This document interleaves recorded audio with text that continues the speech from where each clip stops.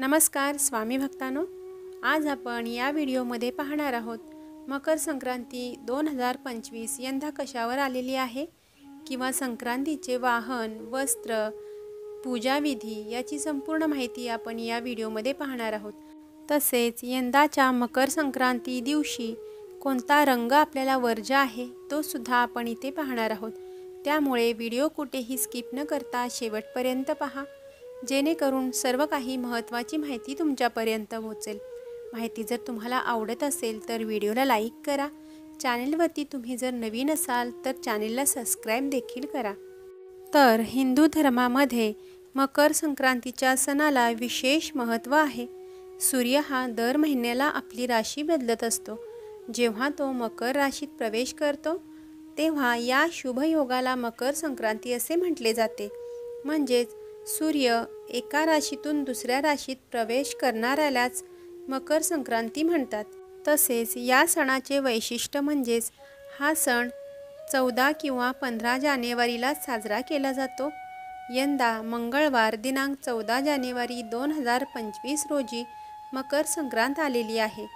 म्हणजेच मंगळवार दिनांक 14 जानेवारी 2025 शके 1946 पौष कृष्ण 1 रोजी सकाळी 8:54 सूर्य मकर राशीत प्रवेश करत आहे आणि संक्रांतीचा पुण्यकाळ हा 14 जानेवारीला सकाळी 8:54 पासून ते संध्याकाळी 4:54 पर्यंतचा असणार आहे। तसेच संक्रांत ही दुसरी तिसरी कोणी नसून देवीचेच रूप मानले जाते। संक्रांतीने ज्या वस्तू परिधान केलेल्या असतात त्या आपल्याला वर्ज्य करायच्या असतात।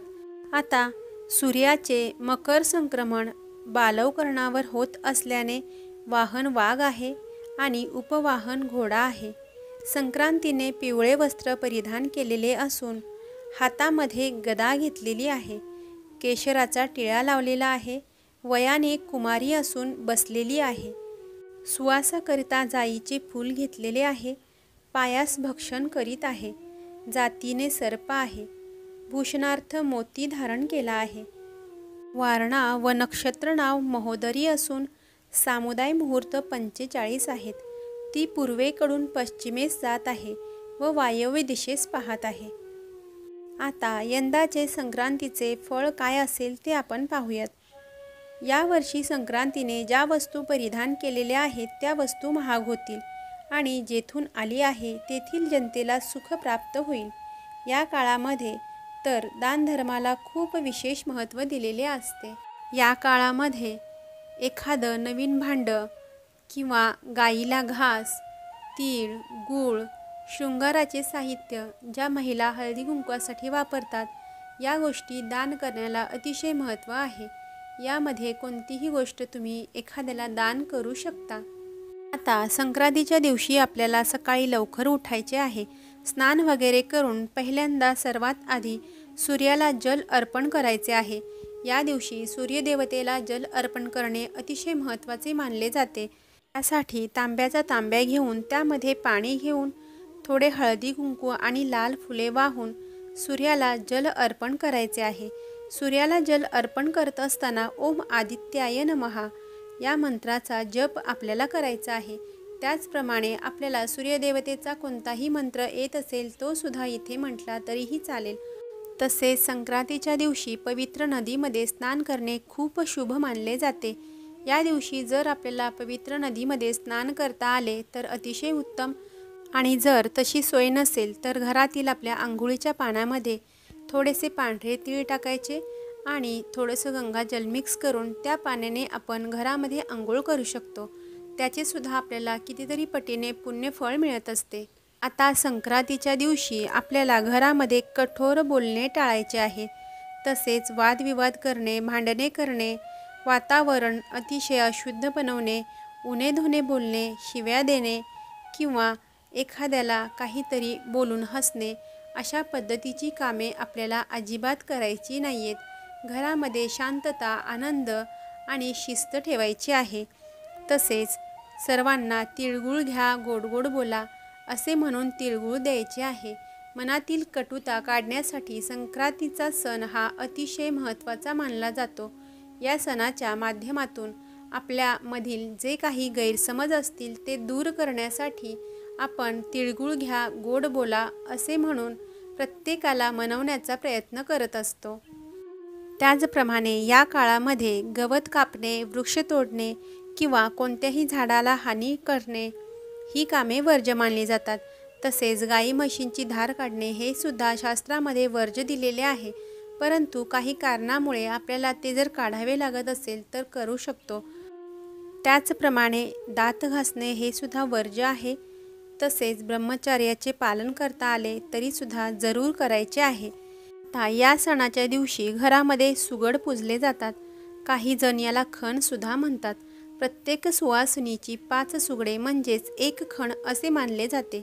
घरामध्ये जेवढ्या सुवासिनी स्त्रिया असतात त्यांना प्रत्येकीला 5-5 अशा प्रकारची सुगडे पूजली जातात। आता संक्रांतीचा सण हा शेती संबंधी असल्यामुळे शेतामध्ये जी काही पिके येतात ती या सुगडांमध्ये भरायची असतात।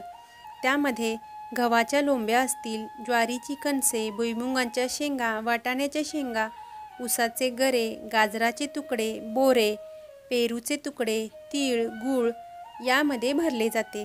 हळदी कुंकू लावून हे सुगड पूजले जातात। हे सुगड पूजल्यानंतर महिला हळदी कुंकवाचा कार्यक्रम करतात।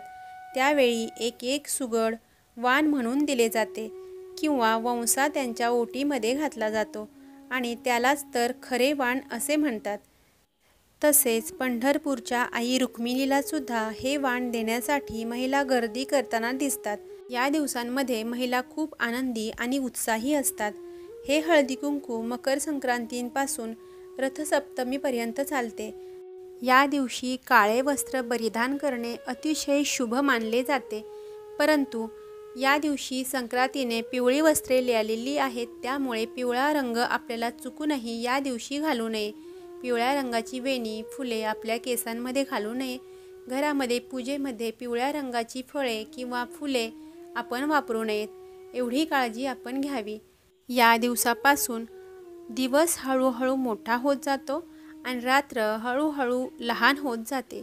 आता संक्रांतीच्या दुसऱ्या दिवशी किंक्रात आलेली आहे आणि या दिवशी संक्रांती देवीने किंक्रासूर नावाच्या राक्षसाला ठार मारले होते आणि त्याच्या जाचातून प्रजेला मुक्त केले होते, म्हणून हा दिवस आपण किंक्रात म्हणून साजरा करतो आणि हा दिवस करी दिन म्हणून सुद्धा ओळखला जातो। तसेच संक्रांतीच्या दिवशी जे लोक दान करतात त्या वस्तू सूर्य त्यांना प्रत्येक जन्मात देत असतो। मग ते यथाशक्ती कोणतेही दान आपण करू शकतो। यामध्ये अन्नदान, वस्त्रदान, श्रमदान, रक्तदान, विद्यादान, नेत्रदान आपण देऊ शकतो। तसेच आपण भोगीच्या दिवशी किंवा संक्रांतीच्या दिवशी जे सुगडं पूजतो तेही एक प्रकारचे दानच मानले जाते, त्यामुळे या काळात दान करणे अतिशय शुभ मानले जाते। एकंदरीत काय तर संक्रांतीचा सण हा दान पुण्यासाठी अतिशय शुभ फल प्राप्त करून देणारा ठरतो। यंदाच्या मकर संक्रांतीच्या तुम्हाला खूप खूप शुभेच्छा आणि सर्वांनी सर्वांशी प्रेमाने वागा, प्रेमाने बोला आणि सर्वांच्या उपयोगी पडा। श्री स्वामी समर्थ, श्री गुरुदेव दत्त।